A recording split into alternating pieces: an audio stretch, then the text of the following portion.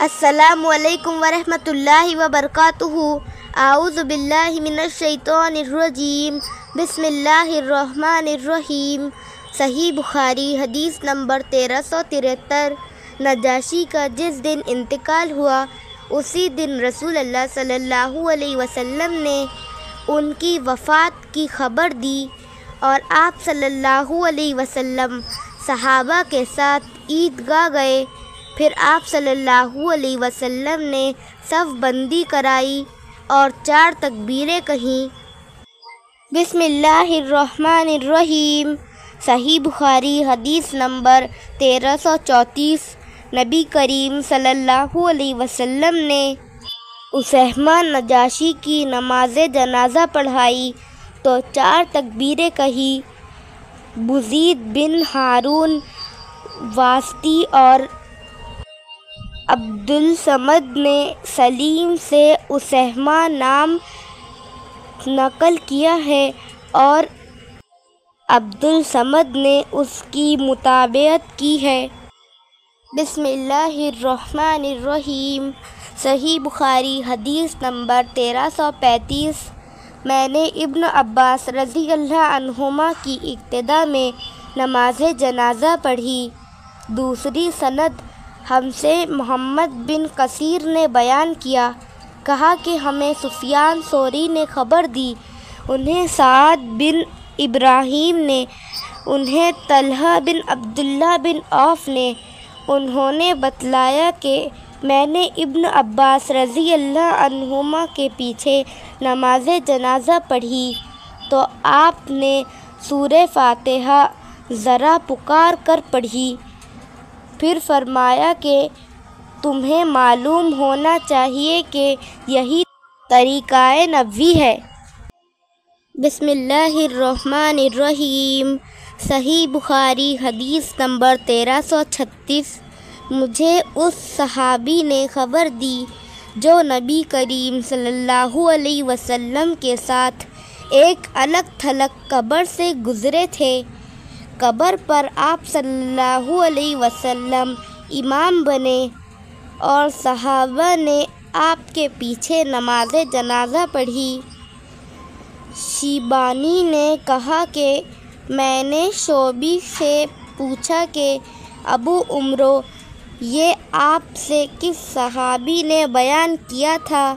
تو انہوں نے بتلایا کہ ابن عباس رضی اللہ عنہما نے۔ بسم اللہ الرحمن الرحیم۔ صحیح بخاری حدیث نمبر 1337۔ کالے رنگ کا ایک آدمی یا ایک کالی عورت مسجد کی خدمت کیا کرتی تھی، ان کی وفات ہو گئی، لیکن نبی کریم صلی اللہ علیہ وسلم کو ان کی وفات کی خبر کسی نے نہیں دی۔ ایک دن آپ نے خود یاد فرمایا کہ وہ شخص دکھائی نہیں دیتا۔ صحابہ نے کہا کہ یا رسول اللہ صلی اللہ علیہ وسلم، ان کا تو انتقال ہو گیا۔ آپ صلی اللہ علیہ وسلم نے فرمایا کہ پھر تم نے مجھے خبر کیوں نہیں دی؟ صحابہ نے عرض کی کہ یہ وجہ تھی کہ اس لیے آپ کو تکلیف نہیں دی گئی۔ گویا لوگوں نے ان کو حقیر جان کر قابل توجہ نہیں سمجھا، لیکن آپ نے فرمایا کہ چلو مجھے ان کی قبر بتا دو۔ چنانچہ آپ صلی اللہ علیہ وسلم اس کی قبر پر تشریف لائے اور اس پر نماز جنازہ پڑھی۔ بسم اللہ الرحمن الرحیم۔ صحیح بخاری حدیث نمبر 1338۔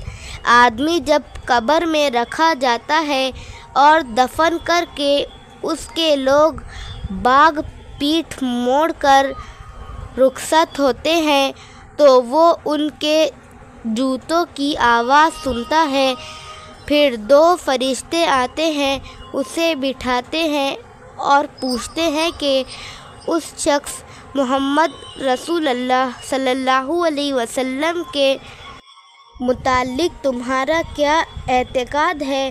وہ جواب دیتا ہے کہ میں گواہی دیتا ہوں کہ وہ اللہ کے بندے اور اس کے رسول ہے۔ اس جواب پر اس سے کہا جاتا ہے کہ یہ دیکھ جہنم کا اپنا ایک ٹھکانہ، لیکن اللہ تعالیٰ نے جنت میں تیرے لیے ایک مکان اس کے بدلے میں بنا دیا ہے۔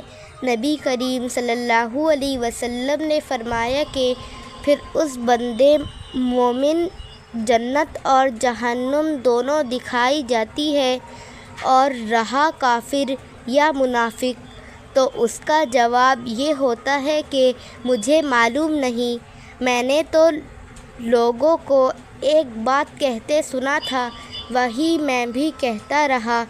پھر اس سے کہا جاتا ہے کہ نہ تو نے کچھ سمجھا اور نہ اچھے لوگوں کی پیروی کی۔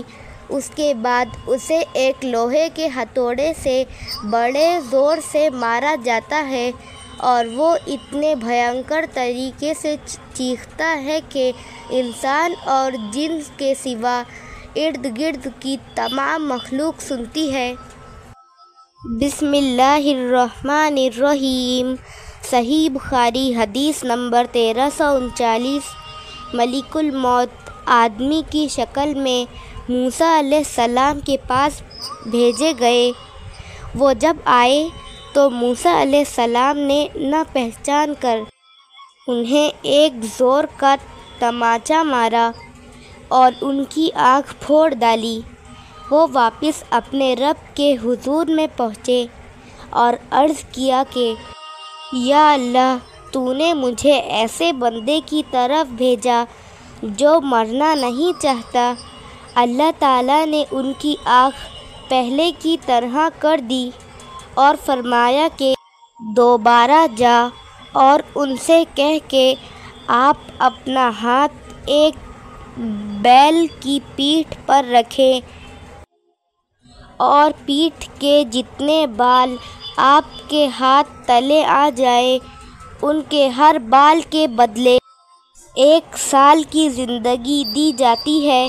موسیٰ علیہ السلام تک جب اللہ تعالیٰ کا یہ پیغام پہنچا تو آپ نے کہا کہ اے اللہ، پھر کیا ہوگا؟ اللہ تعالیٰ نے فرمایا کہ پھر بھی موت آنی ہے۔ موسیٰ علیہ السلام بولے تو ابھی کیوں نہ آ جائے؟ پھر انہوں نے اللہ سے دعا کی کہ انہیں ایک پتھر کی مار پر ارض مقدس سے قریب کر دیا جائے۔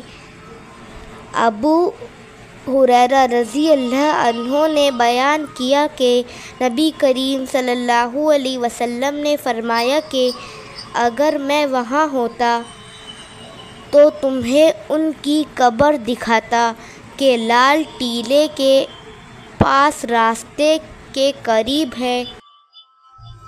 بسم اللہ الرحمن الرحیم۔ صحیح بخاری حدیث نمبر 1340۔ نبی کریم صلی اللہ علیہ وسلم نے ایک ایسے شخص کی نماز جنازہ پڑھی جن کا انتقال رات میں ہو گیا تھا اور اسے رات ہی میں دفن کر دیا گیا تھا۔ آپ صلی اللہ علیہ وسلم اور آپ کے اصحاب کھڑے ہوئے اور آپ صلی اللہ علیہ وسلم نے ان کے متعلق پوچھا تھا کہ یہ کن کی قبر ہے؟ لوگوں نے بتایا کہ فلاں کی ہے جسے کل رات ہی دفن کیا گیا ہے۔ پھر سب نے دوسرے روز نماز جنازہ پڑھی۔ بسم اللہ الرحمن الرحیم۔ صحیح بخاری حدیث نمبر 1341۔ جب نبی کریم صلی اللہ علیہ وسلم بیمار پڑے تو آپ کی بعض بیویوں ام سلمہ رضی اللہ عنہا اور ام حبیبہ رضی اللہ عنہا نے ایک گرجے کا ذکر کیا جسے انہوں نے حبشہ میں دیکھا تھا، جس کا نام ماریہ تھا۔ ام سلمہ اور ام حبیبہ رضی اللہ عنہما دونوں حبش کے ملک میں گئی تھی۔ انہوں نے اس کی خوبصورتی اور اس میں رکھی ہوئی تصاویر کا بھی ذکر کیا۔